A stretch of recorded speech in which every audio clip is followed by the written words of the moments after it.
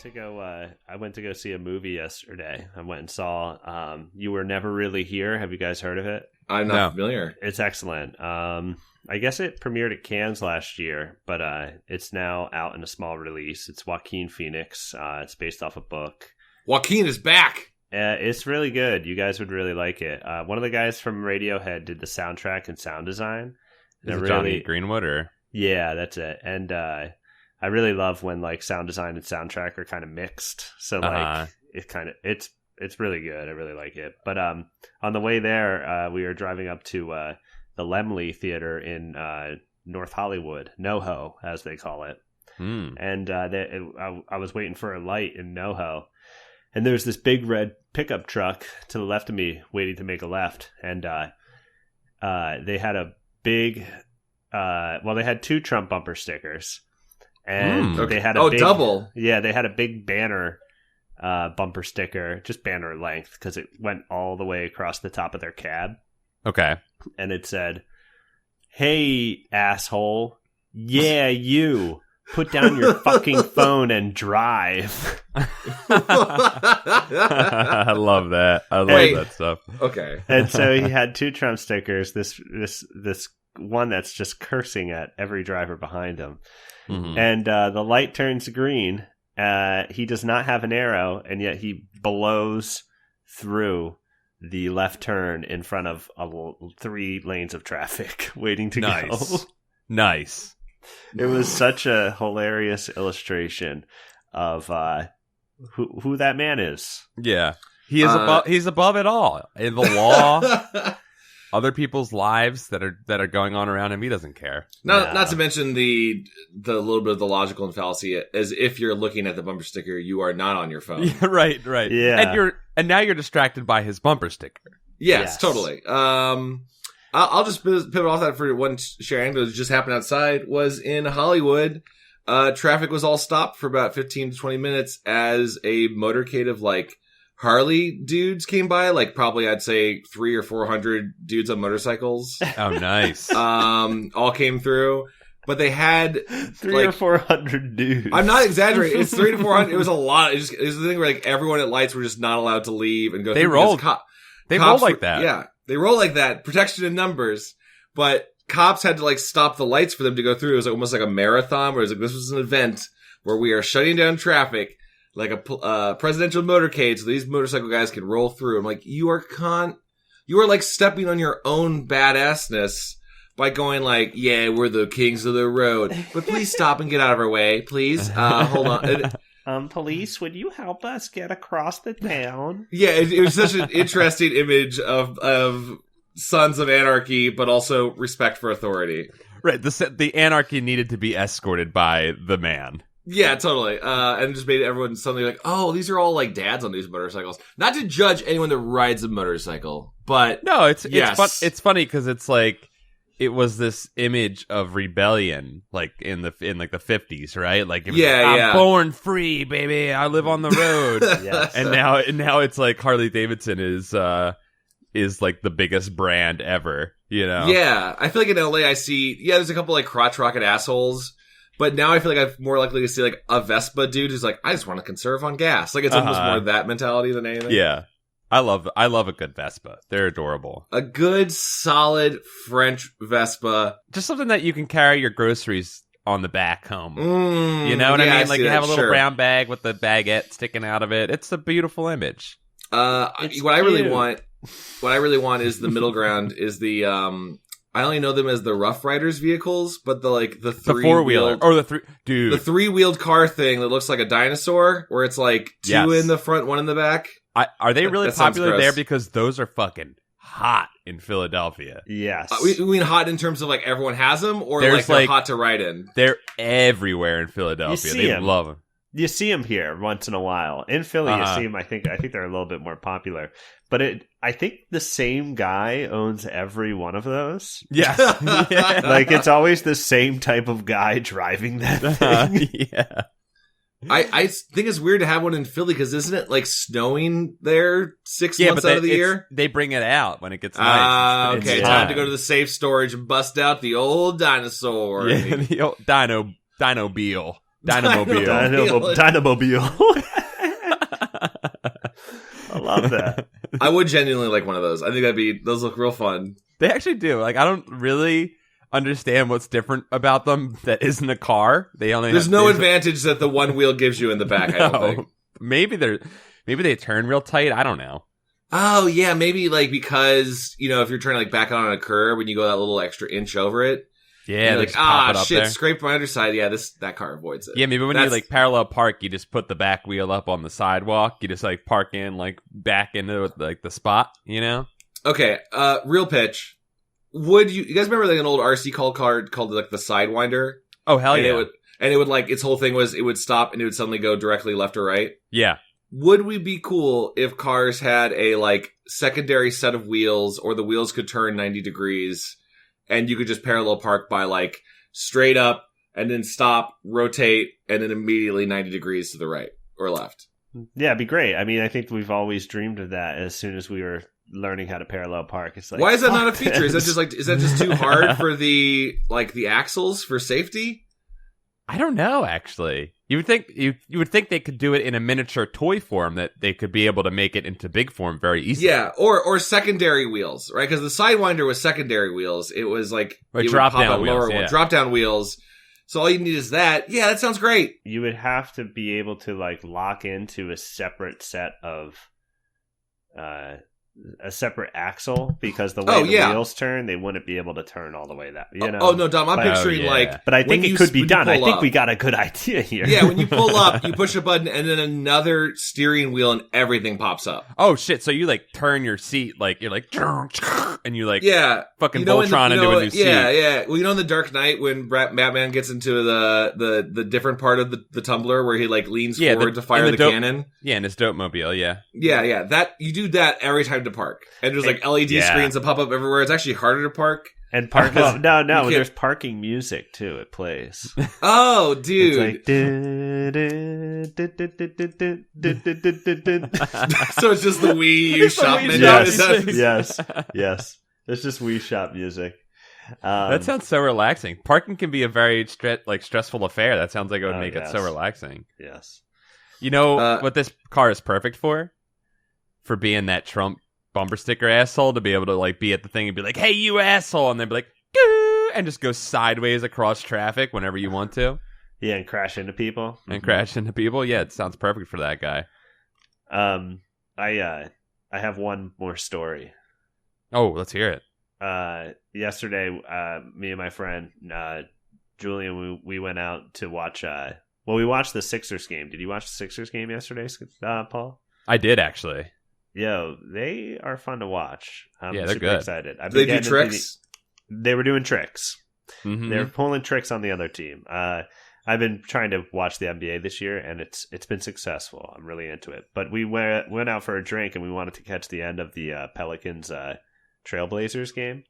Yeah. And so we went into this bar on York in my neighborhood, and that place has totally changed. That's a separate conversation, but like it's just like a bunch of like, it's just a bar crowd now. It used to kind of be like this kind of alt crowd, but now it's just it's crazy. But anyway, there was like this guy at the edge of the bar just by himself, like, and I went up to like order a drink, and I'm like trying to watch the game, and he just starts talking to me, and then he started talking to my buddy when he came back from the bathroom.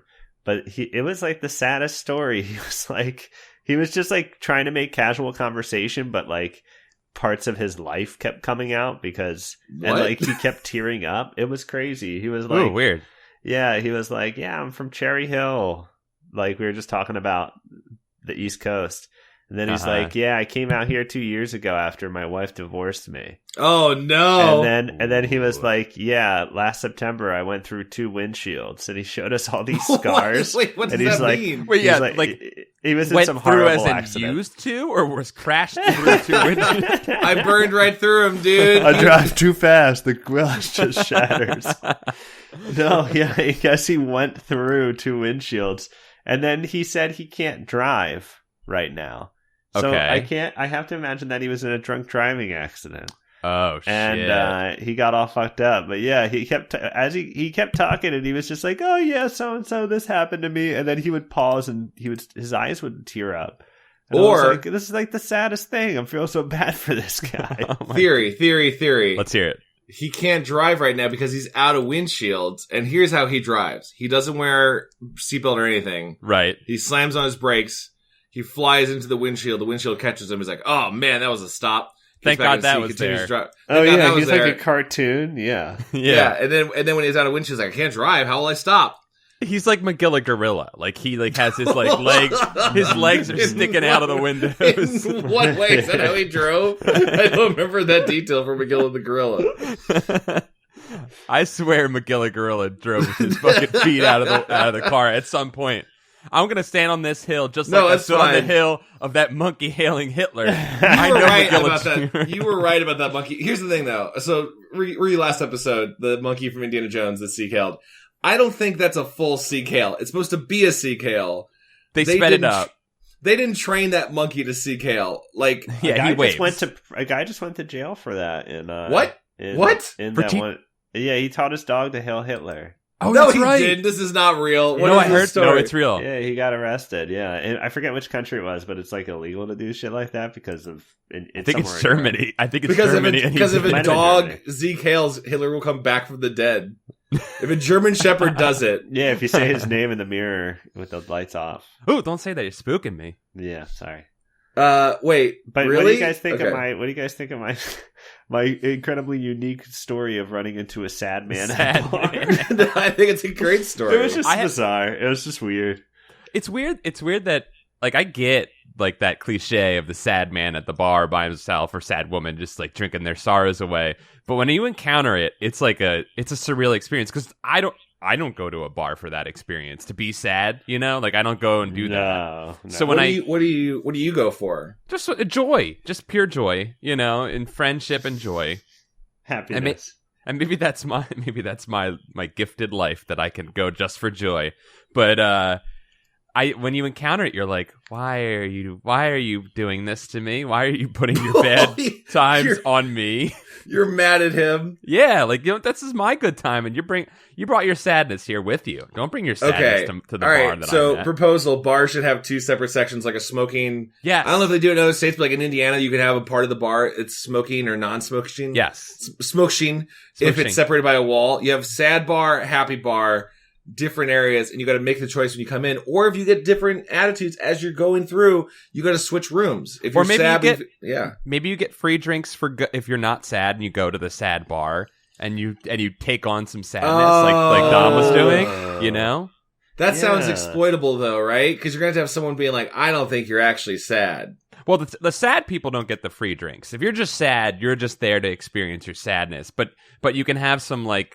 Sad people don't get free drinks. No, they get the volunteers who come in and take reduced price drinks to listen to the sadness of the other patrons. Okay, all right. I'll pitch the other way too. Is if you come from the sad bar as a sad drunk, and you've been so happy either by listening to a friend or Sam the bartender is like really changed your life, and you get to go over to the happy bar, everyone cheers and welcomes you over, and you get a free drink. But you gotta be really happy. You gotta be genuinely happy. You can't bring the sadness into that part of the bar. Yeah. That's breaking the rules. It should be called like bipolar or something. I don't know. I'm trying to think like what do you call it? It's nice like free just venting therapy. And like I think people would be down to do that. Guys, we come up with a lot of good ideas in this show. We have a lot of good business ideas. We have the car. Should it just be crying time? Let me pitch you an idea. No, it's just it's the two masks. It doesn't have any words. It's the crying I thought mask about and the that, smiling mask. That's the name of the bar. Yo, there's Shakespeare masks. The world is a stage. Yes, the world is a stage is what it's called. That's actually really dope. I like that a lot. No. Why? That's really good. I'm sorry. I like that. I'm pulling my money. I'm out. Why are you out? I said that as a super cornball cheese thing. No, I love it. I love it. If you're going to a bar that separates people about if they're happy or sad, you're going to get cornball. Shark Tank is going to eat this bar up, dude. You just missed out. Oh, man. Mark Cuban's going to be so on board. He's like, you know what? I want a happy drink right now because $10 million. Fucking damn. You missed it. You missed your opportunity, Dom. All right, here, let me pitch you guys an idea I had yesterday. Because I was enjoying the LA Pleasure Renaissance Fair. I'm sorry, Chad. Crazy straws already exist. I know you want to invent. No, the crazy straws would be great. Straws with that especially would be good. What about a straw that's crazy? I had this idea. At the end of every Renaissance Fair, because the one out here goes for about 2 months, and there's like a royal court. Like there's people who can, like they campaign to be the queen and king, or they're like, there's a whole ecosystem of these fair. These aren't employees. They're just. I think they are like members of the club the or troupe. like. Yeah, I think there's like the diehards who like run everything. Yeah. Whatever. Someone gets to be the queen and they dress up and they have a royal guard, all that sort of stuff. Ooh. Every year, and this is for any Renaissance fair, the end of the Renaissance fair, the last weekend, should be the revolution. Like, oh my God. It should be the theme of all of it is that like, oh, we're finally ousting those fascists. And so like you could watch on like Saturday or Sunday as the queen and queen are driven out. Like you all kind of like chase after them, but all the stores are like, there's like a little fake fires set around. And they're like, oh, last chance, fire sale, everything's going 50% off. Like that's what they're going to be doing anyway. Yeah, because it's like you make a whole thing about it. They should stage an execution. They should stage an execution, yes. And at the end of it, they should write like a new constitution, but that becomes the bylaws for the next Ren Fair, dude. And then the next revolution happens, and then oh my God, I love it. Time is a circle. Dom, are you on board with this one? I'm just imagining it. I think it's a great idea because you can impose new rules with Bill Maher. You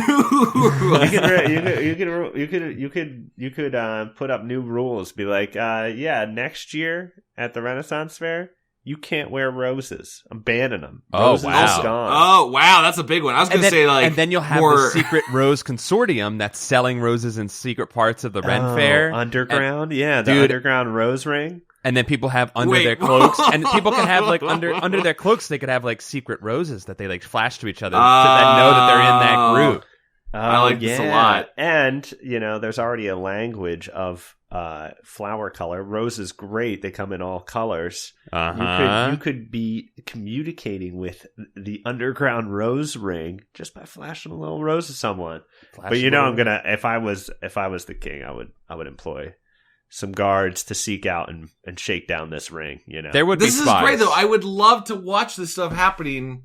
This is all amusement parks should be having like performance art things. Live performance art happening. It's set up, yeah. All right. So much better. Here's the plan, guys. All right? Yes. We're gonna start this bar. The world is a stage. We're gonna start the world as a stage, and we're gonna make a bunch of money off of that. Okay. Then this is a good business plan. Make a lot of money. Parlay that into our car business. We'll rival Elon Musk. We'll have the sideways car. All right, the sideways Dynamobile. That runs on clean coal. That runs on clean coal. And then we start our performance art Ren Fair. It's a 3-part plan to richness. I love this. All right. I love this. I'm going to add one detail. Okay. The Ren Fair is where it all comes together for horizontal integration, and that there will be the world's a stage bar at Ren Fair. Yes, the parking will integrate sideways car parking and give discounts to people with sideways parking cars. Yes. And the king and queen are driven out in a 3-wheeled dinosaur mobile. They peel out in one of those at the end of the season. Out, yeah. Because it can't be too sad. It can't end too sad. You can't end on an execution. No, someone should get away, because also you want the threat of, like, the prince shall return to avenge his parents. Like, you want that kind of thing to be a threat. So in 2 years, you come back and kick ass. Yep. Because there's going to be people that were on the side of the king and queen. There's going to be the king folk, the king and queen's folk, and they're going to want their comeuppance. They're not going to want to spend the whole next season with no hope. They're going to want to work on something. You need the Robert Baratheon like bastard son who's you're rooting for. Exactly. That this would only divulge into actual fighting. Yes, which isn't that too far off. There would be real violence. Yes. Yeah. Eventually. If I could mention one other detail by Ren Fair, by the way, I think you guys will enjoy. Speaking of stories, I went to the jousting tournament And it's very medieval times dinner restaurant. Like, yeah, I saw that about. Maybe I'm spoiling your story. I don't want to say. No, yeah, you saw my Instagram. You guys follow me on Instagram, Quantum Theory, for all my live story posts. Yeah, they did a whole joust thing, and then the knights were squaring off, and then it devolved into fake medieval combat, like 2v3, a melee. A melee, not very good sword combat, I'll be honest. It's very never, slow it's never swings. Great. Yeah, it's never great. I think the medieval times dinner restaurant is a little bit better about the speed and tenacity of their fake fighting. And it was like pretty boring. And then suddenly, the whole time there'd been this like Arya Stark, girl from the Martells. The Squid People. The Squid Krakens. People pirates. Yes. Whatever, from Game of Thrones. The girl squid person. The Greyjoys. The Greyjoys. The girl Greyjoy type where she was kind of like the announcer of the whole thing. Her name's Asha. I think her name's Asha in the show, but that's not even her name in the book. Isn't Asha the wildling? Either way. Whatever. She was like kind of the announcer of the whole thing. During the fight, she gets involved, and everyone's like, fuck yeah, women can fight too, she's badass. It's like, oh, this is an interesting turn for the story. There's a twist I hadn't seen coming. They immediately slit her throat. She gets in the fight for like 10 seconds, and the dudes just like grab her and slice her neck, and holy she falls shit. down. She falls down dead, and then they break another person's neck, and they're like, we are victorious, the red team, and everyone cheered as there's just bodies strewn about. Like, wow, cool narrative, guys. Whoa. The woman fighter died immediately. Yeah, damn. What do you think that's about, dude? A little Make America Great Again. A little Make Europe Great Again. It was such a weird turn of like, I feel like whenever I watch the little times I watch a WWE storyline, we're like, oh, they're gonna do something different here, and then no, Roman Reigns is the best. Like, It felt like they just went the other way again. Like, okay, cool. Well, now that's the counter narrative, right? We have enough of the new narrative. It's time to go back again. Yeah, like our story. The monarchs will be deposed, and then they will come back. Women had their chance in the sun for like 2 days. It's time to go back. We've had enough. That was basically that story. We've had enough. They've had it too good for too long. 8 years of Obama was enough. By the way, Asha Greyjoy is her name in the book. She's Yara Greyjoy in the show. Why did they do that? I'm sure there's a reason. Because Osha the Wildling would have been too confusing. Okay. That's why. Okay. That's why. Hey, already confusing. Jeez. Speaking of TV shows, we have a special episode of Goosebuds today. You like that? Welcome to Goosebuds. Yeah, we did a little bit of a different thing today, guys, right?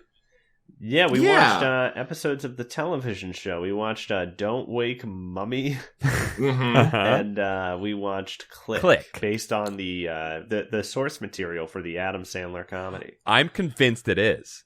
It's too strangely coincidental. You know, there's either Tales from the Dark. I think it's Tales from the Dark Side episode that is the same plot as this. No way, really? How many Tales from the Dark Side? Was that a show too? I only seen the movie. Dark Side. Yeah, it was a TV show too. Yeah, it was like a serial TV show. I never saw. I've only seen the movie. Okay. Yeah, a man gets a remote and he pauses his son, who's always playing the drums, and he can't unpause him. Oh fuck. Yeah, so sorry. Not that I want to spoil it. Let's talk about Don't Wake Mummy first. Well, what do you real say? quick, You want to real talk quick. About it? What do you want to talk about? I actually want to talk about. I also watched the Cuckoo Clock of Doom episode. Just because someone had mentioned that we should have watched it. I think, Dom, we were talking about it in the last episode. Yeah, you want to do a quick like Paul's Corner? I just want to do a Paul's Corner. So I watched it, and remember when I said that I like completely, as a kid, related to the boy in the book? This episode very quickly makes me not relate to the kid because he's playing basketball in the street, walking down the street, drops his basketball, falls into the woods. He goes into his woods, discovers a puddle of blood, and instantly touches it with his fingers. And I was like, "No, that shit's got AIDS in it. Do not touch it." And I instantly was off this kid's team. I was not on board. That's your Philadelphia survival skills. Yes, speaking to you. Yeah, it's true. You got to avoid blood that's on the ground and watch out for the dynamobiles that fly around the corners.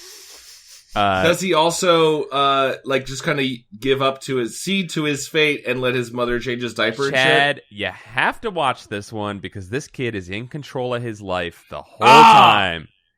He's proactive. Changing things up. He's changing things up. What's the craziest thing he does? He does the same stuff, but he's very proactive. It's not a diaper change in this one, guys. This one, I'm out. She grabs the largest thing of Vaseline she can. It's fucking massive. It's like a family size thing of Vaseline, and she dunks a thermometer in there, and she's ready to stick it up his bum hole. Wait, what? Yeah. Wait, what? Yeah, it's getting weird. It's getting weird. I'm back on board. Let's do it. Okay, wait. All right. Wait.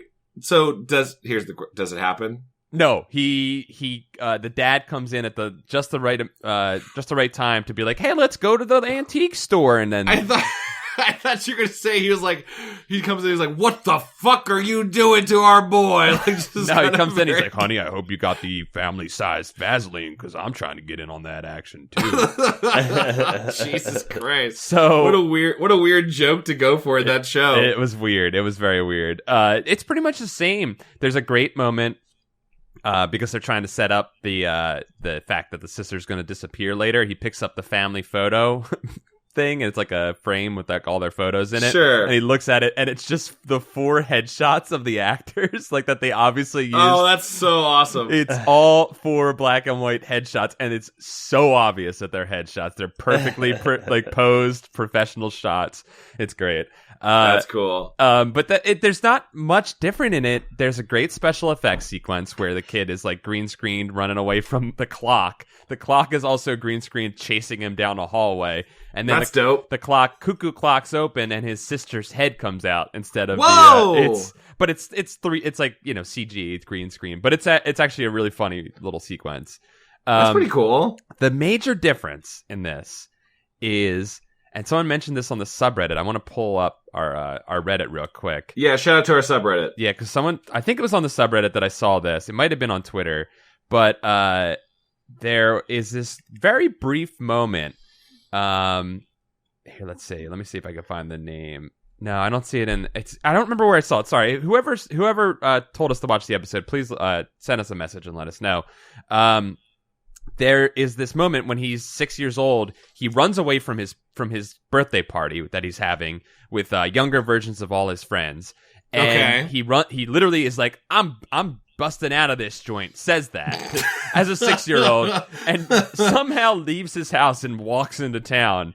And a really fucking creepy guy in all black is like, hey kid, what's going on? And then stares at him, and the music just keeps getting creepier and cutting back to this guy, and this guy is gonna kidnap this kid. Like 100%. He's gonna kidnap this kid. It's fucking creepy. It's the scariest thing I've ever seen in a Goosebumps episode because it's the realest thing I've ever seen in a Goosebumps episode. Yeah. Whoa. And they do like the classic setup of like, he's trying to open the door to the antique shop they're gone for vacation. He's trying to open it up, and you see the shadow, and then the hand come in, and then it's his dad, and his dad is like, oh, hey, Michael, your friend said you'd be here. And I just tried to go back and imagine the dad going into the room with all the friends who are, again, 6 years old, and having a very calm conversation where they lay out Michael's plans to him. Oh, he's going to be there. Oh, yeah, they said you'd be here. Like he had like a fucking adult conversation with these 6-year-olds about where his son went when he ran off to the antique store. That's very strange. It's a very strange moment. And then he almost gets abducted.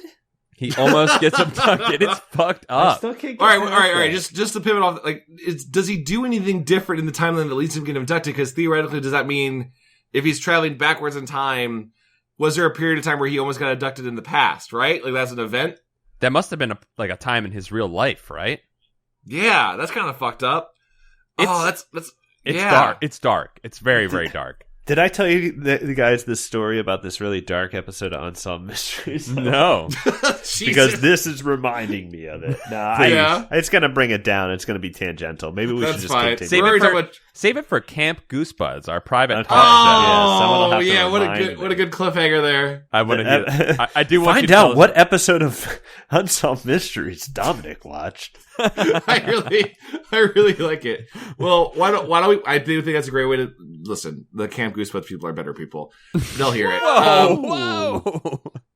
What? You don't want me to challenge that? That this is how like cults work. They say you're a better person if you subscribe to a cult. Oh, okay. Oh, be your best. So you're trying to. So you have. I'm challenging you to be your best self. They're not better. Knowledge. Yeah, they're not better inherently. They just you can be your best self by listening to Camp Goosebuds. Yes, and totally. Subscribing to Dianetics. Yes. So it ends the same way. He time murders his sister. It is canon now. He knocked the number off the clock and made his sister not be born. Okay, so they made that still doesn't make any fucking sense. No. But fine, whatever. No. Okay. Oh, here's the only way that can make sense. The sister. Let's say the year doesn't happen. Even that still doesn't make any sense. Sure. The sister was an accidental baby, even though it's the second baby. Mm-hmm. And that was the one night that, like, the condom broke. Right. Whatever, right. Or, like, the snip, penis thing didn't take. It untook, yeah. It untook or whatever. And by removing that event from the timeline, they never had accidental child again. Yep. I guess. That's what it was, probably. Yeah, that's the only way for it to maybe kind of work. But maybe let's pivot into the other two shows. So Don't Wake Mummy. We want to talk about that. Let's do Mummy first because it's like it's pretty straightforward. It's kind of bland. Well, so we picked it because you guys watched Strained Peas for a Camp Goosebuds a while ago. Yes, and you guys love that episode. I've watched that episode as well after that, and it's fucking great. I thought we did it for an episode of the show. Was it a bonus? I forget. It's been so long, guys. We've done a lot of these. You guys watched it when you were doing Camp Goosebuds as a watch and review thing. Yeah. That's what it was. Or no, we actually I look it up. We did it as episode 12, Goosebuds, Strained Peas. Oh wait, it was a full episode.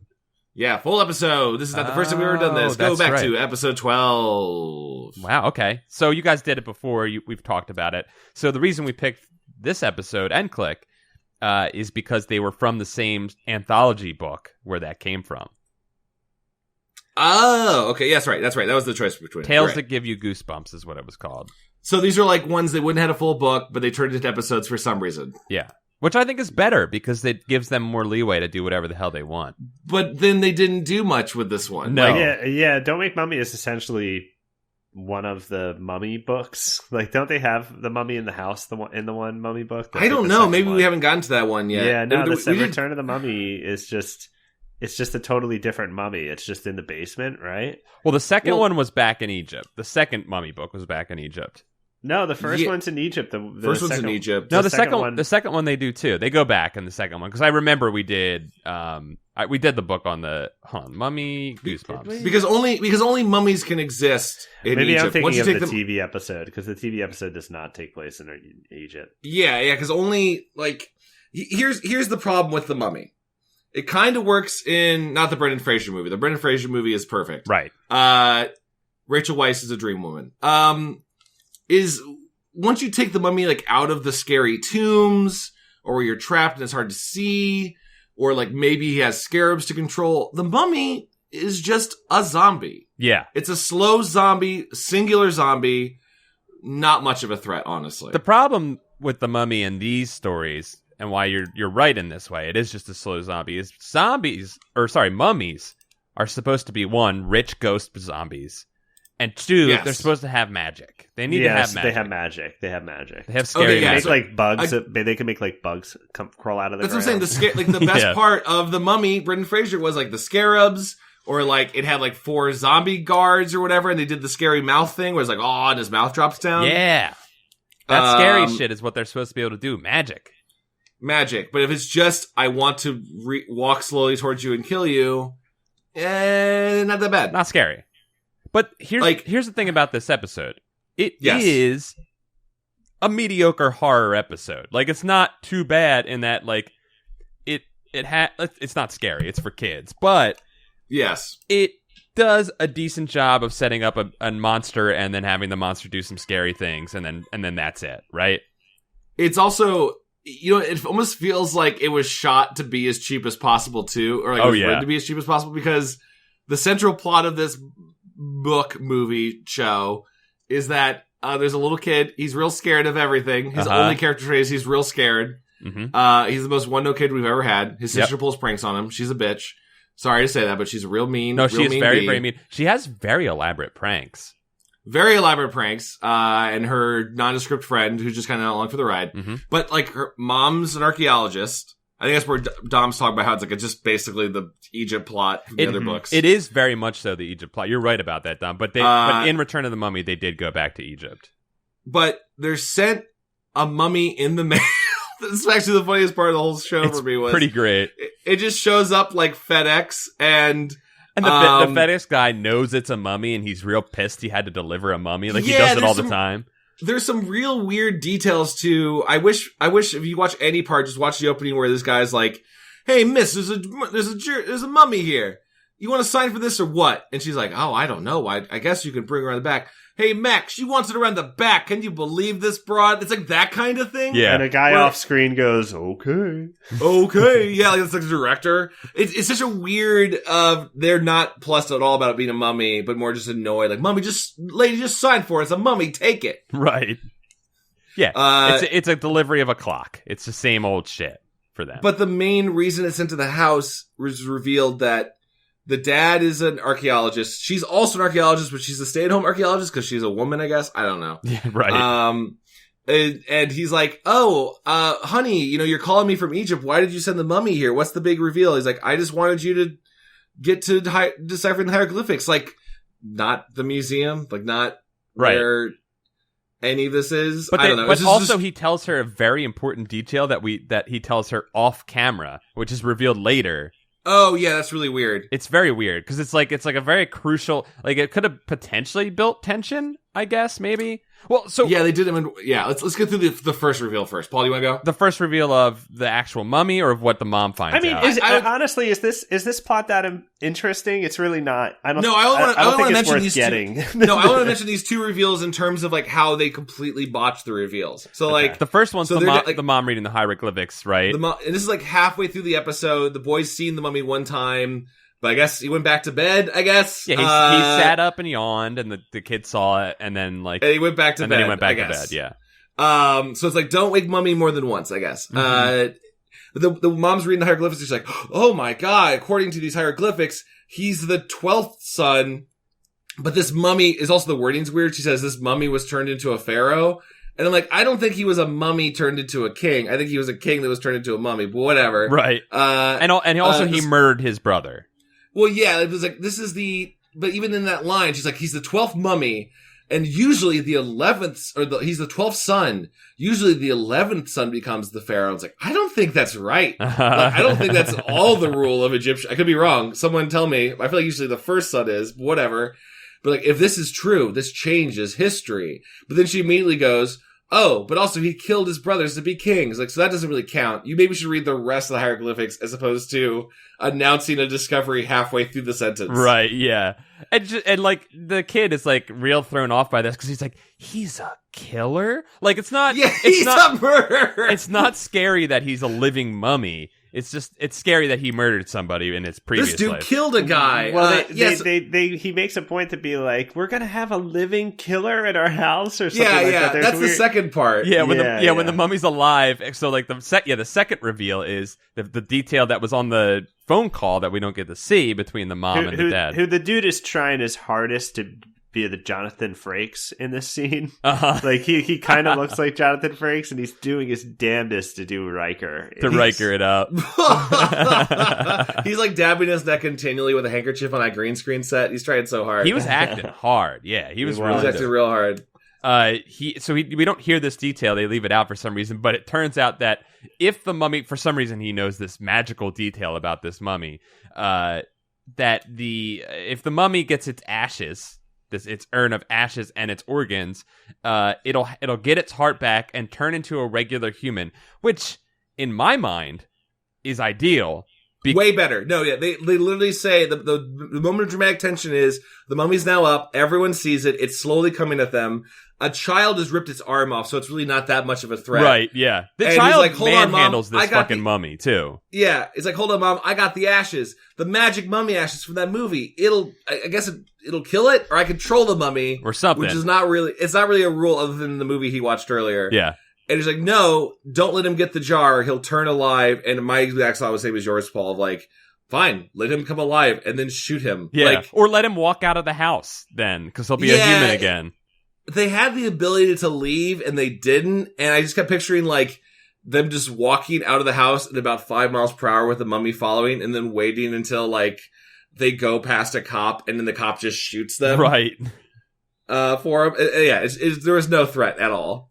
There is the great sequence, though, because now, but the son, what he does is he finds out that if they give the heart to him, that he'll become a human again. Again, ideal. Let him become the human. Ideal. Let him do it. Let him do it. But the kid's reaction, Dom, as we were talking about earlier, is that, oh my God, he'll be a murderer then. We'll have a murderer in our house. He's a child. Yeah. We'll have a goddamn OJ in our house. Yeah. We'll just...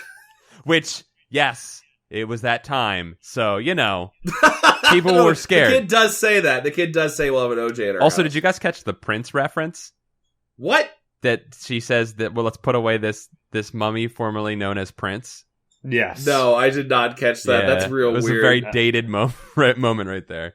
What a weird joke. Yeah. I always have a problem when kids say things in shows and it's just like, guys, I know that this is not your dynamic at all, but or like some truth about your growing up together, but like they're watching the Mummy movie where he learns about the ashes and then he gets scared by it and turns it off. And like his sister and her friend are like, yo, what the heck, we were watching that, and he goes, you've seen it a million times before. And it's like, there is no way in hell kids are watching a black and white Mummy movie a million times. Like, dude, a bunch, like that's always on in the house. That was written by an older person. Yeah, for sure. The whole time I was watching that scene, too, I was like, that movie's not scary, and no kid would be scared of that movie.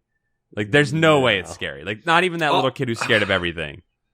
Also, going off that, at the end, when the mummy's defeated, because the heart goes into a garbage disposal, and then it dies. Chad, it goes into a demon garbage disposal. That thing glows green. It does have green light as if it's haunted. Before the heart goes in. Before the heart goes in. Already haunted. Yeah. Like the kid says at the end, like, phew, well, now I'll never be scared of anything because that thing was super scary. And I don't even know if that tracks. I don't know if a kid would think that way. He'd be like, I am terrified of all things. Magic is real. He should be fucked up. Yeah, all the horrors in the world can be real now. Yeah, I am way more scared of all. I guess, like, I learned to be scared. Anyway, yeah, there's a dumb episode. But let's talk about Clay. Hold on, I have just two more things I want to say. There's a terrible line in The Mummy, which is when the mom comes in and scares him, and he's like, oh, I thought you were the mummy, and she says, no, I'm the mommy, and sits down. That line made me groan. was A+ grown material. That made me groan. The ending of this episode is great, though. I actually love it, yeah. Did they set that up at all? Like, was there a single hint of it? Yes, because you see the cat in the thing. You do see the cat.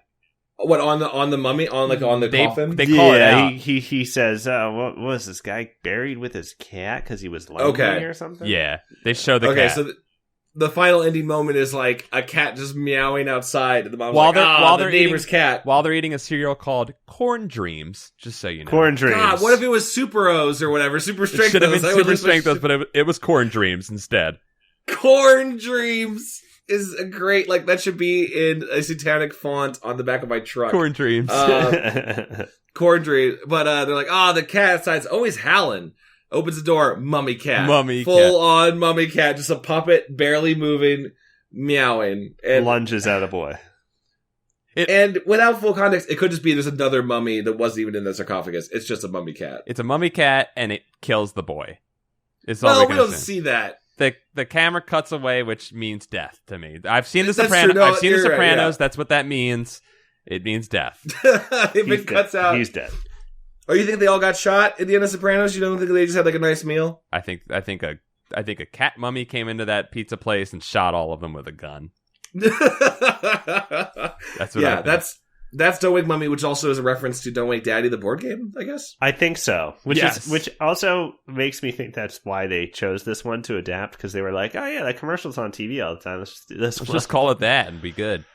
Don't Wake Daddy, the board game that implies that your dad beats you. Yes. Like the very... Yes. Dad is real mad if you wake him up, and he will fucking go town on your ass. He'll like that whip kind of your thing. ass, yeah. He'll whip your ass. That's the other part of the board game. Yeah. Also, Dad sleeps alone, so Dad is a single. Yeah, also he's a divorced dad, right? Yeah, don't wake him. Oh, maybe he was that guy. Maybe the kidnapper. Yeah, maybe that's what that guy's job is. He said he has no job. He's an actor and musician. But anyway. I'm looking this up. Does Don't Wake Daddy? There's no one else in that bed. It's a single dad. That's why you don't wake him, man. That guy's got a hard life. Well, maybe he worked overtime and he's like sleeping during the day. Yeah, that's what I'm saying. You think he has a night job? shift? Maybe. I don't know. I mean, that was usually the situation when my dad would get mad at us when we were being loud. Guys, just want to put this out in case anyone's interested. There is a Marvel version of Don't Wake Daddy. What? Who do you not wake in that? Don't Wake Hulk, which makes more sense. Yeah, Hulk will beat you. Because Hulk will go to town on your ass. So I think by that proxy, that means that the daddy would beat them in Don't Wake Daddy. Oh no, the dad will eat them like the Hulk does. Yeah. The Hulk eats people, by the way. I did not know that. He does. Yeah, especially in the Ultimate Universe, he's definitely eating people, implying that he then shits out their bones. I don't like this. Nobody change likes in it, character. No. No one likes the gritty added realism of the Hulk. No, I don't like that. Let's talk about Click. Somehow clearly inspiring the Adam Sandler movie, because Click in itself, not that good of a title. Not that like nailing the premise or anything. Like it should be called like Control Issues or something. You know what I mean? Like, yeah. It's not that clever of a title, so they had to have just stolen it. I think so. I think that I'm pretty positive that this influenced that. And the Tales from the Dark Side, apparently, Dom, influenced this one. Yeah, let me see if I can find what that episode title is called. Okay. Yeah. While you're looking up, I do want to say, if there's one thing to look up in this episode, the opening music of Chad, Click is great. I was going to say Oh, God. that's my first note. It starts out like with this like 90s like New Jack hip hop beat. Yeah, it's really fun. But then great. then the whistling comes in. Yeah, it's like a very much like it's like a little Blues Traveler meets like hip hop of this. What the fuck was this fat it? kid wandering up the steps. It's all genres at once. It's really interesting. It does not fit into the context of this episode whatsoever. It's so weird. It's so weird. Please find a sample and put it in. It was an Amazing Stories episode. Oh, so it wasn't. It wasn't Tales of the Dark Side. I had to search anthology TV series Man Gets Remote. It's amazing. It came up. It was the first thing. It told me what I needed. No, Man Gets Remote. Dom, you know how to Google, man. That's good Googling. That's good Googling. That's good Googling.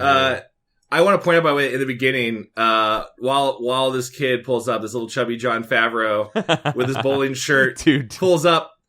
He runs up on his bike, right? Yeah. And he opens the mailbox. They weren't even like... They were so lazy they didn't wrap the fucking mail package. It's just the box for the remote control with string wrapped around it. Yeah, with string around it. But that doesn't work. You can't do that. And I was like, this wouldn't fucking ship in the mail. So he orders something from like dumb magazines. His little sister tells me he needs to stop ordering it. And he's the most attitude kid we've ever had. Cause he's like, hey, Seth or whatever. Mom says you need to stop buying garbage with your money. He's like, it's my money. I'll do what I want. You know what? I'm pretty sick of Mom and her rules. Like, he's ready to tear this building down. He's anarchy through and through. Right out the gate, he's ready to fucking destroy Mom.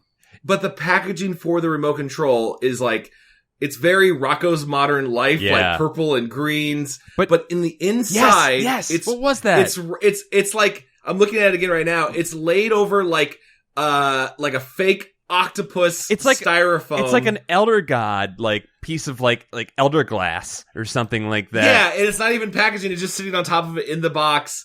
And the kid goes like, "Oh, cool! This is the thing I ordered." And you're like, what he ordered was a remote control. Like in terms of his mind, he just got a cool remote. Yeah. Yeah, what was his intention? He was like, yeah, watching TV is going to kick ass with this.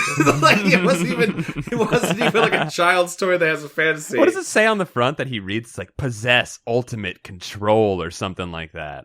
Like, yeah, so it's kind of promise, but he doesn't seem to want that. And he's like, oh, cool, it controls the stereo and the TV. This has got everything. Yeah, I'll never have to leave my couch. This kid has the soul of a 30-year-old man inside of it. I know. Like, even me is like, I don't know if I really want to buy a remote control. Like, I don't think I'm not sure. Well, that's what's so weird about this episode is that he starts using that remote, and he's like, his reaction is never, oh my god, what the hell? I'm like messing with physics here. He just goes, huh, cool. Right. He's also breathing into his mouth the entire time. Oh, is he a mouth breather?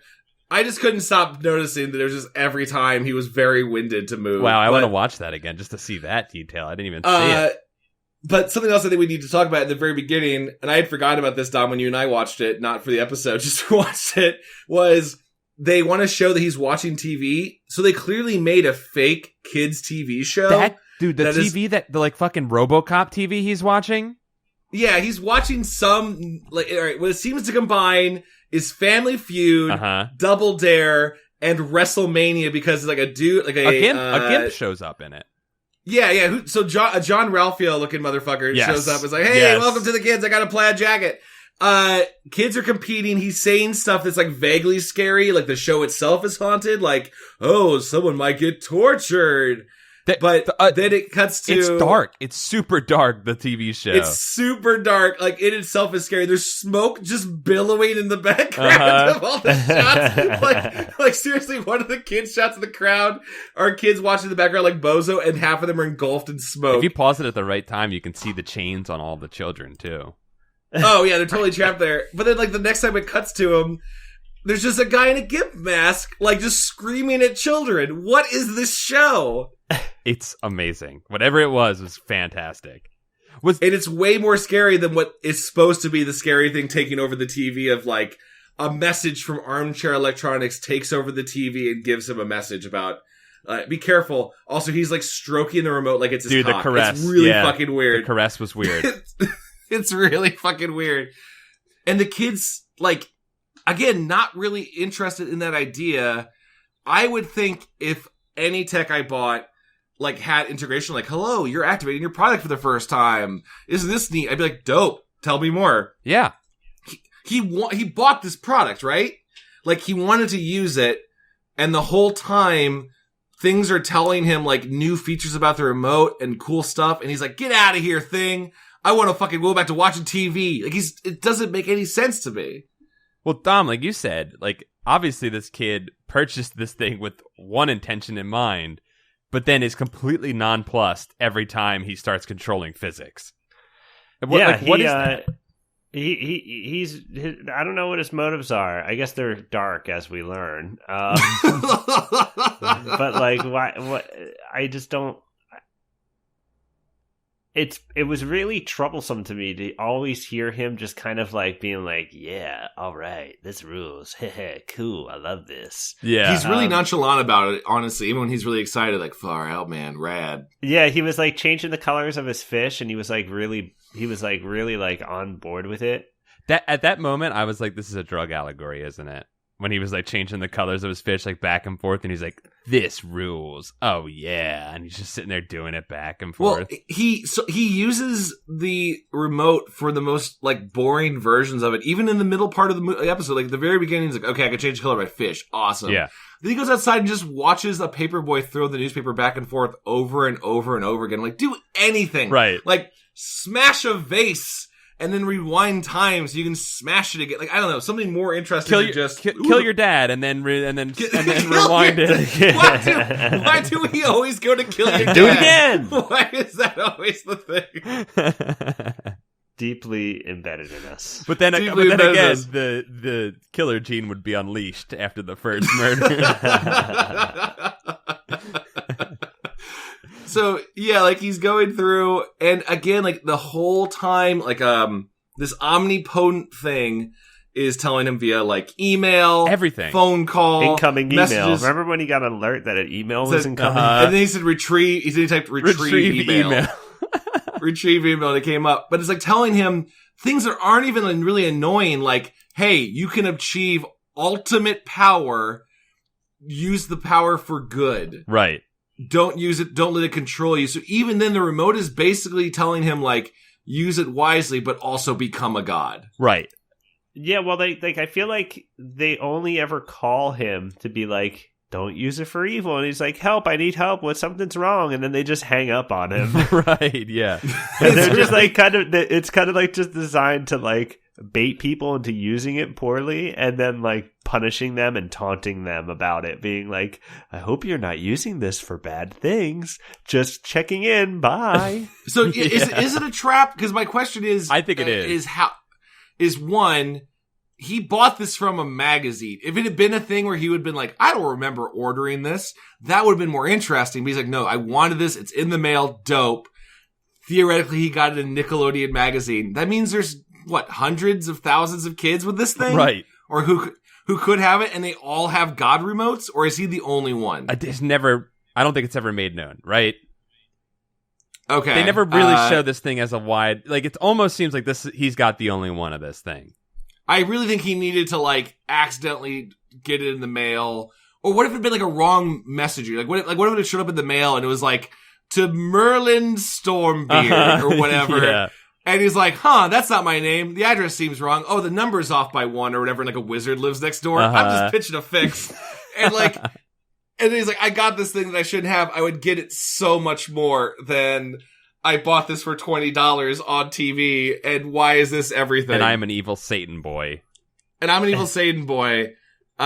love his sister. I love his sister who has to practice tap dancing in the same room as him. And she has to hear her taps.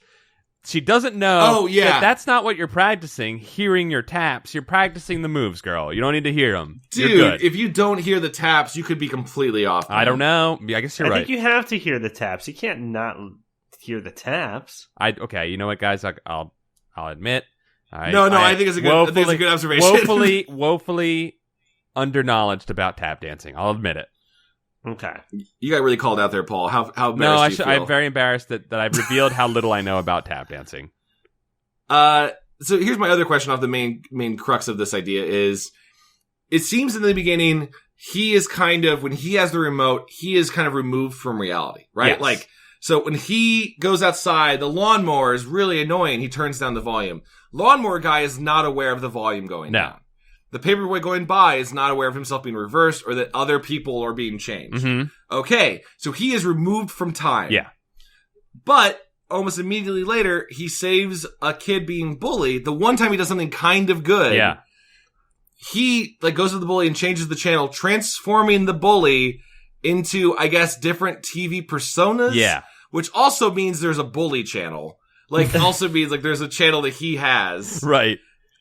And it's the kid in dress up, so when he plays like a Ricky Lake character, it is a boy dressed up like an older woman. Yeah, there's the Ricky Lake, there's I forget what the first one is, and then there's like a game show host. That's right. And then there's then the bunny. A bunny. And my question on twofold is, I'm sorry I'm overthinking this. No. One, it seems like the other kids then see this happening. Like his friend's like, oh my god, you turned him into a bunny. It's almost, so the rule it seems to set up is if he chooses for you to see it with him, you're involved.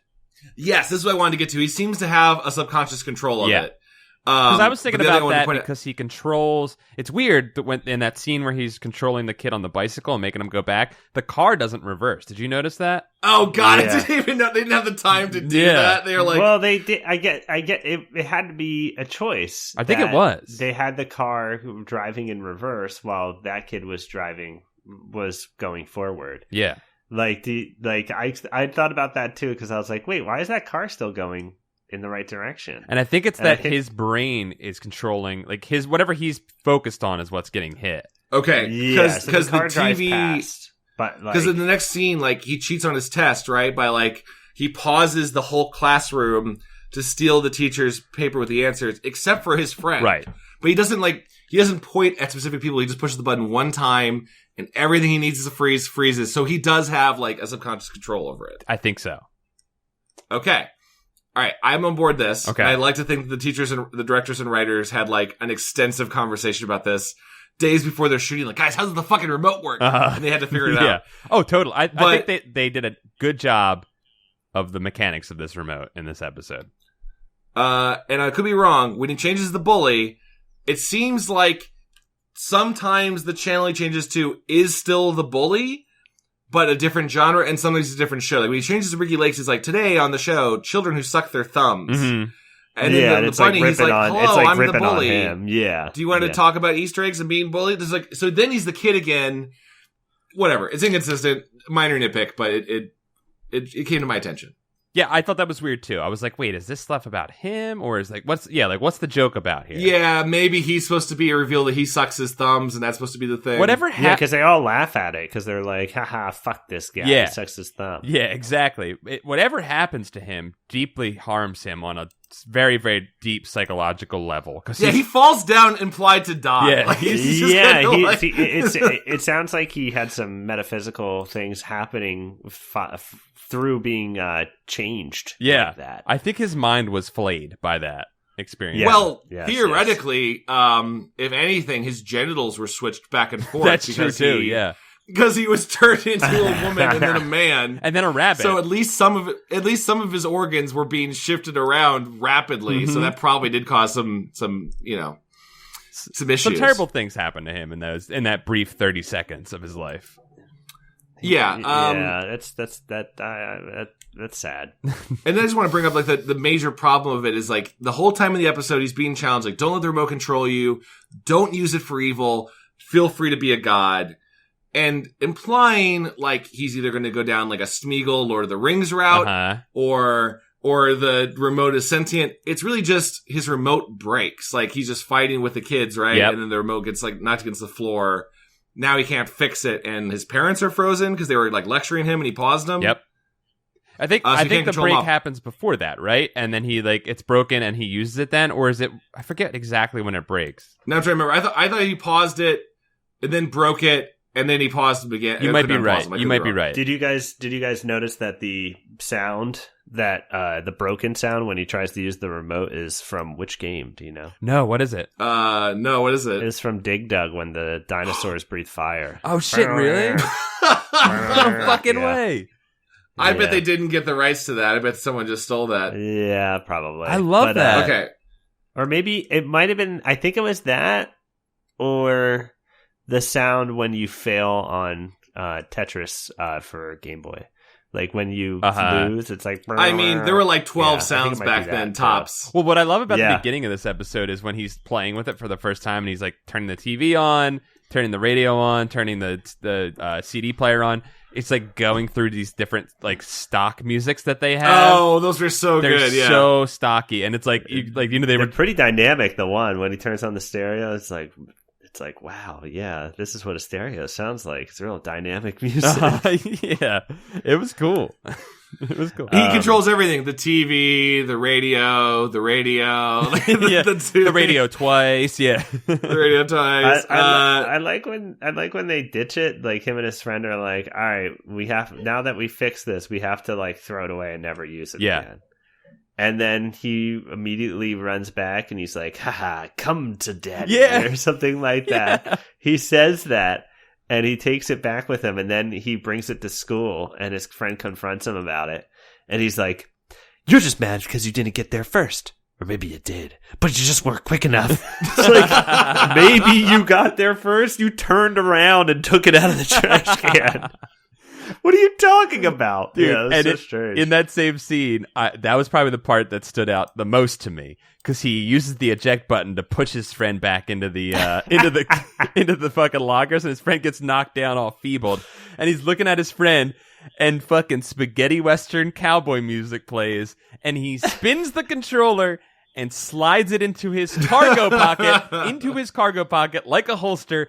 And peak white man was achieved there. The coolest moment in cargo pants. The coolest white man history. I wish the episode ended right there. Dude. I really wished it did. It was so good. he's basically now a Mystery Men character at that point when he does that. Yes, totally. Click. Click. Kid Click. That's beautiful. Again, this is also, by the way, a Teen Titans villain called Control Freak, but way more less interesting. Oh, okay. So they're fighting, right? And he pushes the power button on the kid, which I would say in that moment, it's not what he wants to happen. He wants that kid to die. Yeah, he's trying to kill that kid. Instead he pushes the power button and it all goes to black, and he turned off the power on the world. Which maybe if it was psychological control, he actually wanted the whole world to die. But he's like, oh shit, I'm trapped. The battery's low on the remote. What am I gonna do? And then like Sinclair Group, even though their company was out of business and they went to the factory and it was all closed down, is still around as a ghost. And he's like, well, you're fucked. Goodbye. De-reses, leaves him in a void. Mm-hmm. End of episode. End of his I think going life. off Dom's idea that they wanted kids to get trapped, right? I like that idea.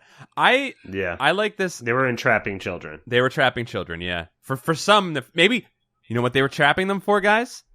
Their fucking Nickelodeon TV show. Those were all kids. Oh my god. And that would be so dope. And that's why they torture them, because they're all piece of shit kids that were assholes that used this controller for evil. That would be so much better if he found himself now in the set of that TV show, being tortured by that realizing man.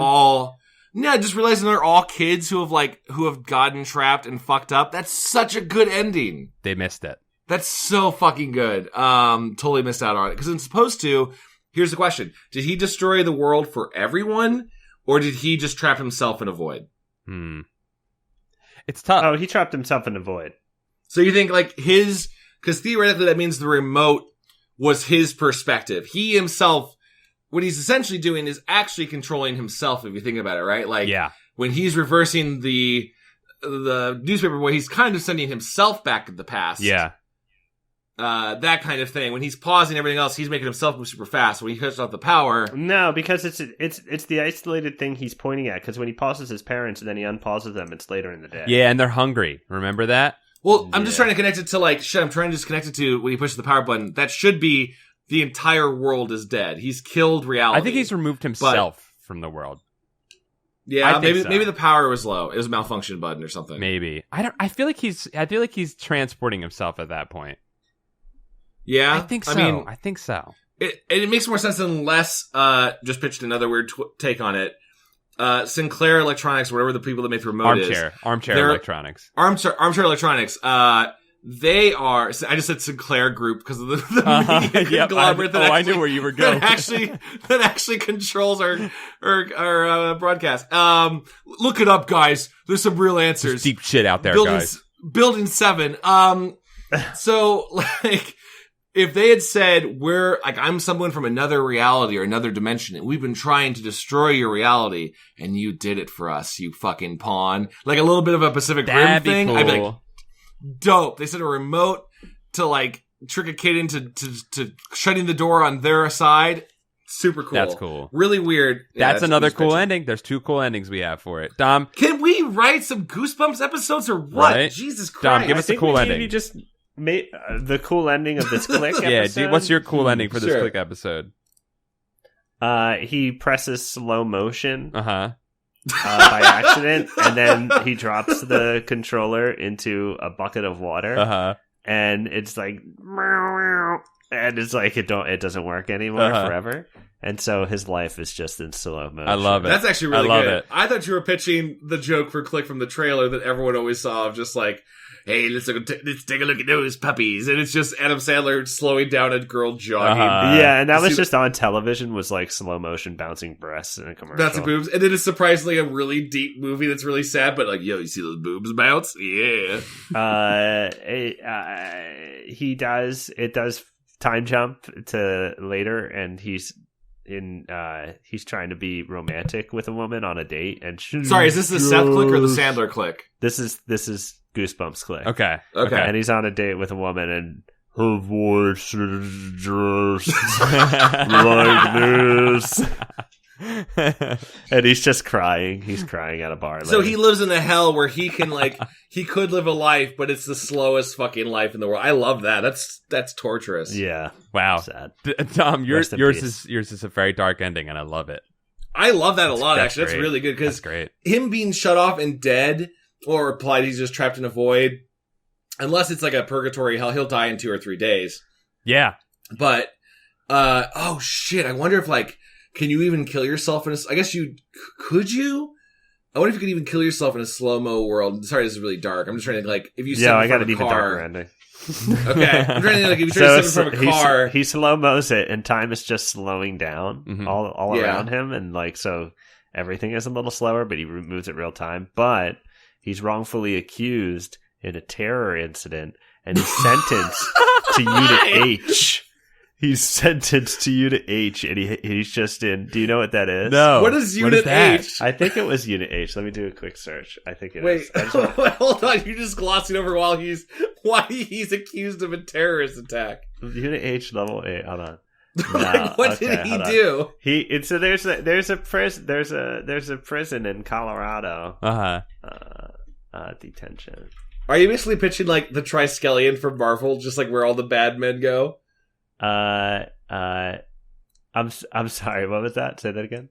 I'm just wondering if you're pitching the Triskelion from Marvel, where all the bad men go, the super prison. It already exists. There's a detention center, and it's a federal detention center in Colorado, and there's one sector of it I think the Boston Marathon bomber is at this facility.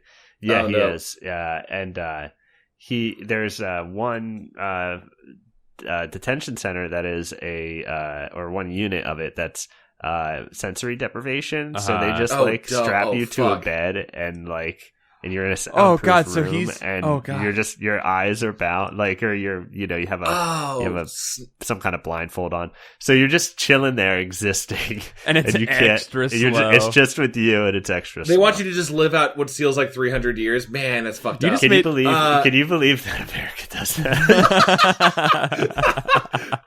Let me pivot off the horrifying thing that I also saw. And by the way, anyone who's tweeted me, I realize it's not the Triskelion. Triskelions were S.H.I.E.L.D. and everyone has their headquarters. They just sometimes keep bad people there. I was thinking of the Raft. You don't have to tweet at me. Or the Phantom Zone. But at Ren Fair, the first thing I saw yesterday was a new event where kids could get in these plastic inflatable bubbles. Okay. And just be put on top of a kiddie pool that was about 20 feet wide. Okay. And just kind of tumble around, those kind of inflatable see-through bubbles. Yes, I know exactly what you're talking about. And I am not kidding that 4 different people came by and looked at it and went, wow, that's some sort of sci-fi prison. It looked like, all you see these kids just tumble around. And even as they were putting one of the kids in the bubble to blow it up and let him float out over it, it felt like that kid was going away for thought Right, crimes. yeah. Because they're kind of just helplessly just in it, and they're suspended, so they can't really move other than roll. I'm yeah, put someone in there for the rest of their lives and watch them go insane. Watch them bounce around mindlessly. yeah, totally. In slow motion forever. I think that, wow. We've come up with 3 better endings for this. Yeah, why don't they let us write anything? Jesus Christ. We're ready. So I just said the Wikipedia I just sent you is the detention facility. You can look at what a cell looks like there. You have a 4-inch window. Oh. Just click that link I sent you. This is this video. This just watch this short scene here. This is from the Amazing Stories. This is the remote control man with the remote control. Oh yeah, so by the way, if you're looking this up on Wikipedia, this is called ADX Florence. Yeah. Administrative Maximum Facility. Wait a second. Did he just turn his kid into Gary Coleman? He just... Alright, so we're looking at Amazing Stories, Episode 10, Remote Control Man. He just turned his kid into Gary Coleman. Yeah, watch that timestamp. Oh, so it's a dad. At 17 minutes into this episode, you can find it on YouTube. We'll link it on the Discord. Is it his son was about to watch him kissing a beautiful woman? Is that what happened? Hey, Dad, what are you doing fucking a paused woman? This is creepy. And then he turns his kid into Gary Coleman so that he can get away with it? What the fuck? It's also a Danny DeVito looking dude with his remote control. He kind of looks like Dennis Nedry. Yes, very much so. Dotson, we got Dotson over here like that very much. It's got that vibe going on. Dom, what the fuck is this? He summoned the woman in the remote. I just watched earlier. Yeah. So he summoned a fuckbot, basically. Yeah, and he goes in to kiss her, and then he's like, Mom, you might want to see this. And then he changes the channel on his kid, and it turns into Gary Coleman. So that he could get a boner, he killed his kid and turned him into Gary Coleman. This dad sucks. Holy shit. That's fantastic. Can I just say how much I love this new era of YouTube where it's just full of pirated episodes of TV shows, but because of it, they're all put in like 2/3 of the video with like generic stuff in the background so auto content doesn't recognize it. Yeah, this is brilliant. There's going to be a whole generation of kids who, like, to them, all TV always has a, like, floating blue wave behind all the TV shows. And they can't watch TV without that. Be like, oh man, I missed the wave. I miss the wave. It's just something about it. It's just so calming. It really makes action movies better. Feel old. Oh, yeah, remember when this was a thing? Feel old yet? This will be like 50 years from now. Jumping ahead, he definitely bangs this Baywatch woman. He like kisses her passionately. She seems not into she's it. shocked by it. And then cut to the next morning, she's in bed with him. So he fucked a TV woman. Wow. Does she have sentience? So many questions. Why did he do this? That's been click. Also, why does this guy look like the kid, but like an old man? Maybe the reveal is you find out it is the kid. His kid looks like the kid from the Mummy episode, oddly enough. The redheaded kid from the Mummy episode. His kid is still Gary Coleman, by the way. Like, he doesn't change it back. He just turned back. This episode is really wacky. Yeah, it seems like later on he gets tackled by a football player, and the Incredible Hulk comes out. Oh, nice. A Richard Simmons man appears. What? And he fucks all of them. Kid from Knight Rider appears. Oh, we're going to watch this later. Yeah, we're watching this. This is great. He bangs all the TV people. It's great. Oh, a creepy clown is there. Wow. Yeah, this is terrifying. Guys, this isn't too far out from our future reality where, like, VR chat, you just pull up, just dial up whatever avatar you want to be, whoever you're at, or you can go into the Oasis, Ready Player One. Called it. Can we talk about Ready Player One for half a second? I didn't see it. I've only read the book. I didn't either. I refuse to see it. Spoilers for Ready Player One. Tom, do you mind if we talk about it for 10 seconds? Yeah, go ahead. I didn't see it. I won't see it. In Ready Player One, I know a bit about in the book, which we'll have different opinions on it. The great drama of the book in the second act is the second key is found by him recreating the movie The Wizard, the Fred Savage classic The Wizard, because of course, right? I guess they couldn't get the rights to that, or at least Spielberg had enough foresight to be like, no one knows what The Wizard is. Right, it's too irrelevant now, yeah. It's already 80s enough as this fucking movie is. What movie do you think they go to, apparently? Again, spoilers for Ready Player One. I think I know, but let Dom guess. Let Dom guess. Yeah, Dom, what movie do you think would they go to?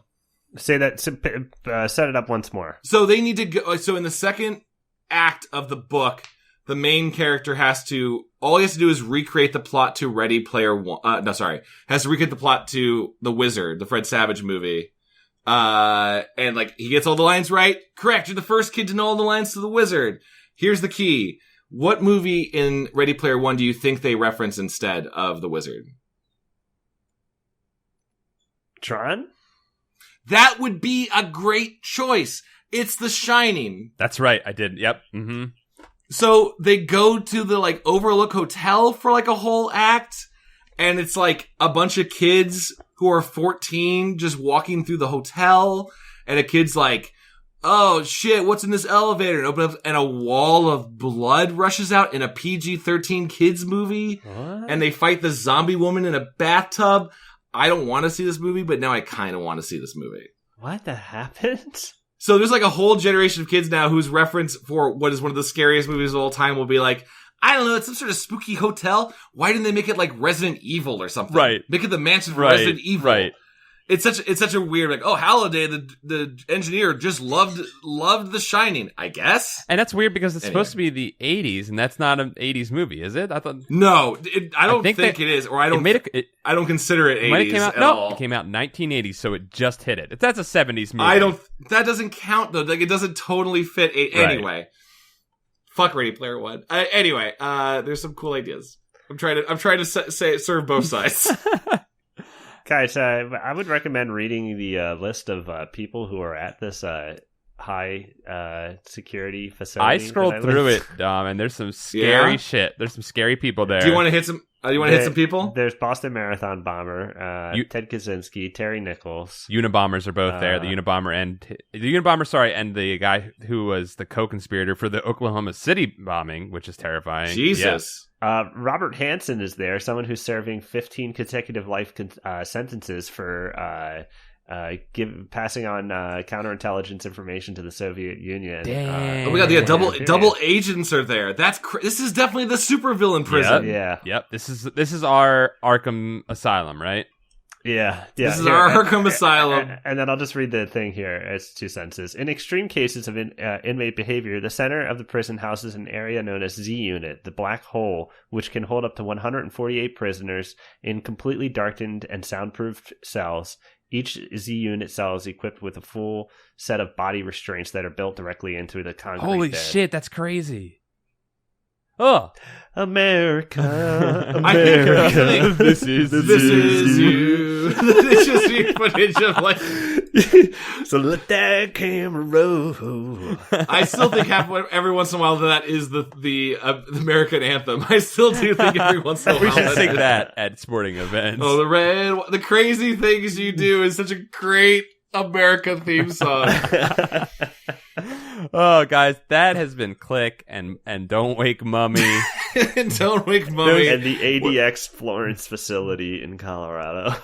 Holy shit. So we're gonna move back to a book for the next one though, right? Yes, for sure. So, I forget I think the next one is Monster Blood 3, Chad. I know you love your Oh Monster my god, Blood. really? Oh yeah. I'm so excited. I know you love a Monster Blood, so I'm pretty pumped about it. Monster Blood's my favorite franchise in the Goosebumps universe. I wonder if we'll get the cereal, because that was where the cereal was in too, right? Super Strength Those has a long history through Goosebumps. You'll all see. Chad's gonna blow this wide open. Listen, it's no Corn Dreams, so Corn Dreams is pretty good. Actually, that sounds really good. I think that's our episode. I think we got to wrap it up there. Let's wrap it up. Guys, what's going on in your lives? Anything you guys want to mention? Cool stuff to check out? Recommendations? You know what I do most online these days is post Instagram stories. Yeah? And that's what I find myself. I've been enjoying your Instagram stories. They're fun. I haven't done one this week, but they're fun. I enjoy your thrift store finds. Oh yeah, I need to go thrifting. I was thinking I might go thrifting after we record this.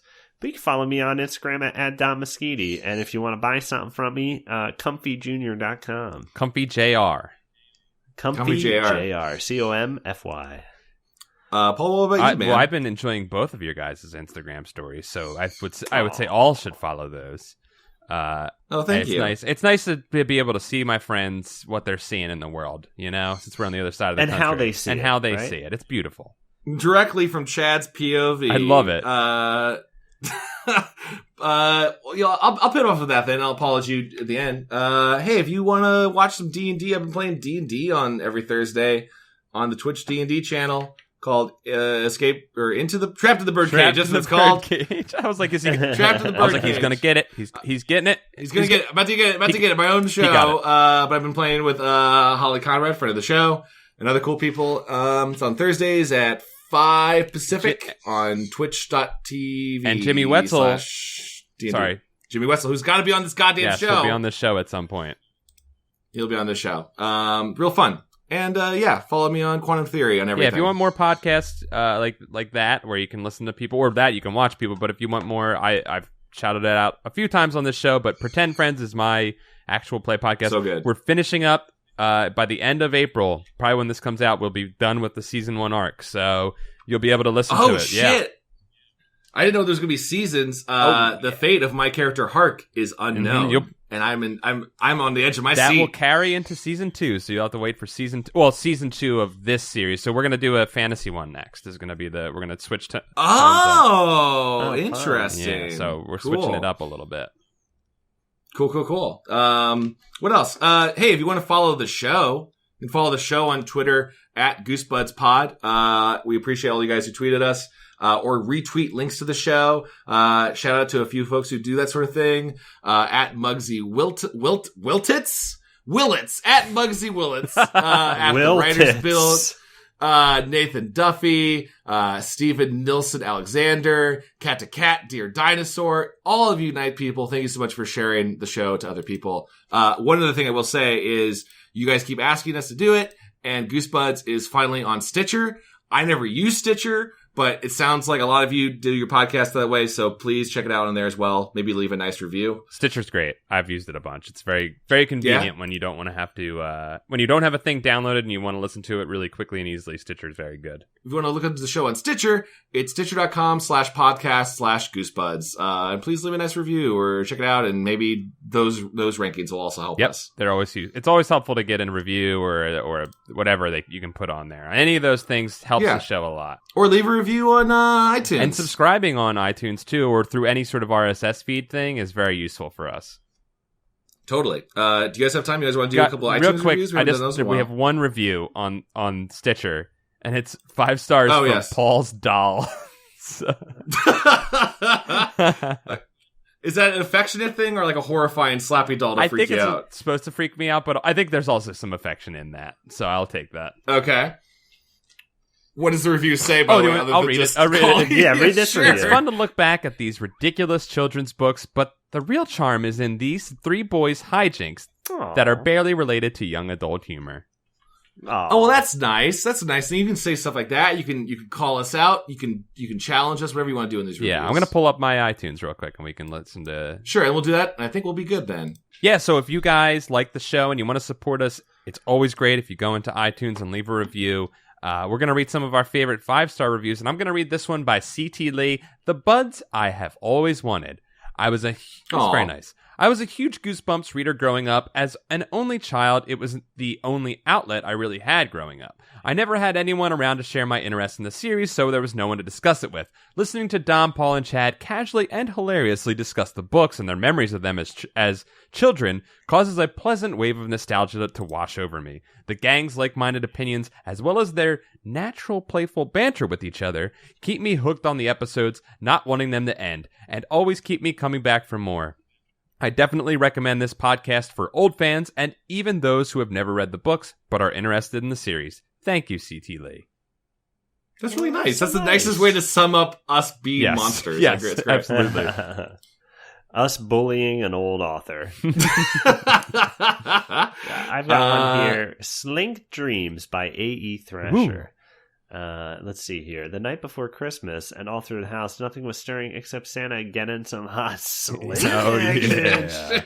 And then they add keep on wizarding. Keep on wizarding. I felt that was very fantasy fiction review altogether. It was. Yeah, it actually very much was. It was a miniature fantasy fiction.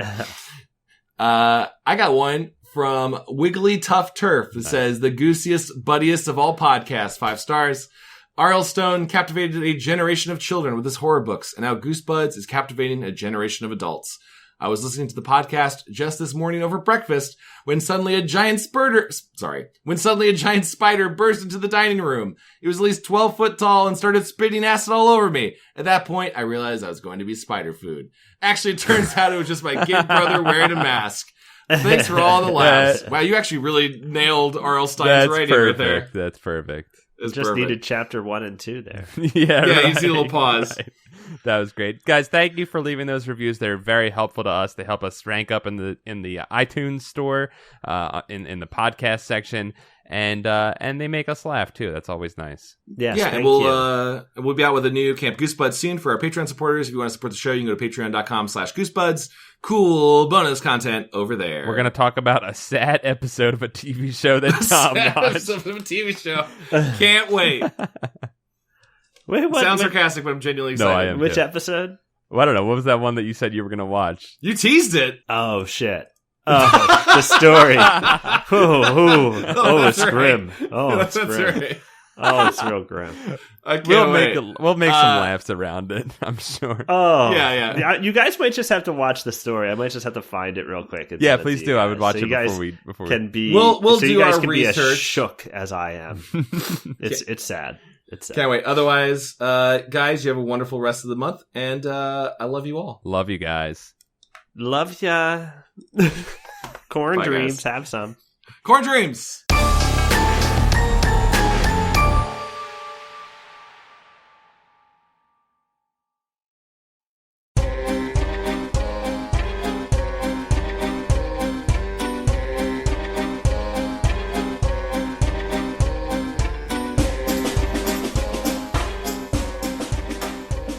Guys, thank you so much for your support. If you want to support the show and get access to bonus content and new episodes, you can go to patreon.com/goosebuds. Our Patreon is supported by many folks, including these wonderful people. Asim Zaman, Stefan Jive Turkey Kuwabara. A High Meowverse 2.0, The Quickening.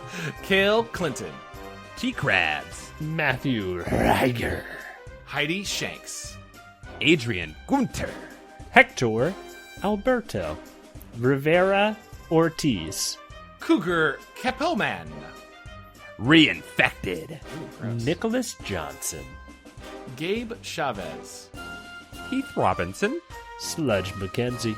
King Bank, Andrew Blank. Jeremy, the King of Lizards. There's a lot of kings going on here. Mm-hmm. Joey Evans, Ryan J. Navarro Cote. Cam, ChadFan420 McLean. thank you so much. Yeah, Chad fan. Maddie, Ethan Obama. Brett Roth. TJ Barone, Sam Newton. Samuel Jackson. Nice. Cody Redfield, Tyler Penner. Matt Batchelor. Eric LeBaron, Ishak Arifin. Randy Hernandez. Amelia Crouch, Will Vanderslice. Brian Shell. Trendy Moron, Nicholas Vu. Clay Castle. Tom Whittam, Miguel Pardo. Christina Doley. Tara Jansen, Macho Muffin Randy Savage. First name, last name.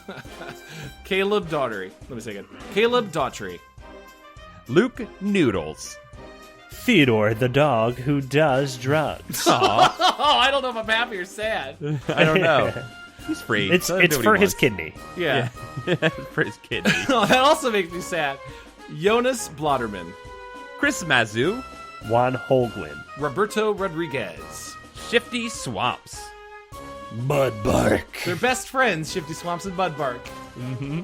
Third, Sergio. Patrick. Tom. Aaron, making you say words Cole. The Dragon Llama. Jake Young. Jason Crooker. S. Patrick Reynolds. Scott Colopy. Trent Davis. Jacob Rackior. Ya best pal. Some shitty prank by your brother. Oh. Tyler Lucas. Kyle Billings. Robert Boone. Poop Dick Tracy. Always on the case. Stealth Base. Ryan Melfi. Logan Troiano. Sorry. Yetisburg. Michael Knight. Pen Mask. Connor Church. Zenticles. Lendl Martin. Ronald King. Drew Applegate. Silo. Alistair Perez. Brian Wells. Victor. Becca McWilliams. Boner Jams 2018. Return of the Bride of the Slink. Oh, damn. Yep. Zambambino. Spencer Egert. Sven Stormbeard. Ben Bohan. Psychomaster 1. Carly Sarnowski. Vincent Modica. Aaron T. Strook. Chris Culver. Stephen Daniels. John Jimco. Brandon Rowdenbush. Brian Hobgood. Jennifer Britton. Afshin Mataleb. Bean Daddy Spook Boy. Danky McStanky. Low Belly's Tears _ Sarah Kemp. YT Chan. Philip McKee. Zachary J. Boyce. Matt Flanagan. Jibs. Great Awake Man. The RuPaul Productions. Mayor Negatorium. Joshua Lopez.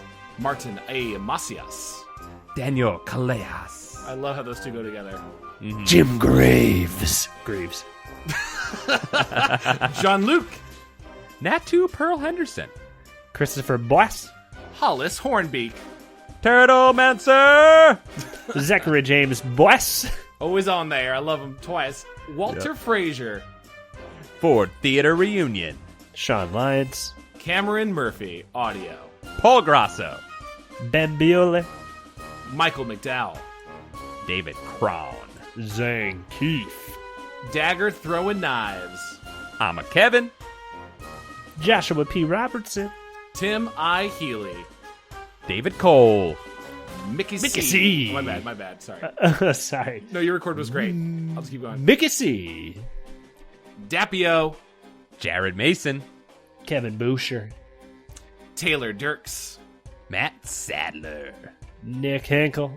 Brian Ferdinand. Fred Atkins.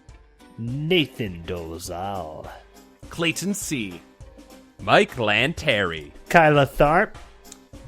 Buddy Morrill. Chris Birch. And Joe waiting on Snow Dogs to scat. Aren't we all? Are we all? Thank you, guys. Thank you all so much for Thank you supporting the show and being our buds on the Goose Bus. We won't leave you on the side of the road like that other bus. They're mean. Yeah, thank you guys, and we'll see you around that Goosebuds fire soon enough. Bye, guys. Don't touch my clock.